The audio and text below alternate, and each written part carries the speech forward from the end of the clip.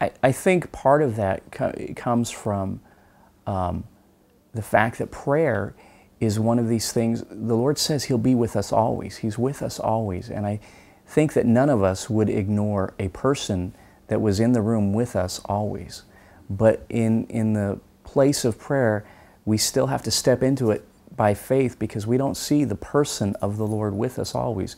You know, once in a while you may feel His presence, but the majority of prayer is even stepping out in faith and believing that the unseen God is hearing and moved and listening and answering our prayers. So I think part of the struggle for us is that we don't see this God that we're praying to. I think that's why it's so easy in so many other religions to build a statue and then pray to that statue, or to have some religious artifact that helps you to pray.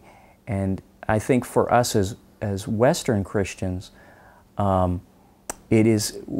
also just so work-oriented. We see the results of our prayer, of our work. When we, if we go hand out 100 flyers door to door and invite 100 people to our church, we will see the results of that. If we if we build a church, if we have 2 services instead of 1, we see the results of those things, and so we strive to see that work. What we don't see is the unseen results of prayer, the growth that happens in our lives. It's like the tree, that you plant a tree and the seedling, the sapling, and for a long time you don't see that tree grow taller, but that unseen growth, the roots that are growing down deeper, is taking place and is really necessary before the tree grows taller.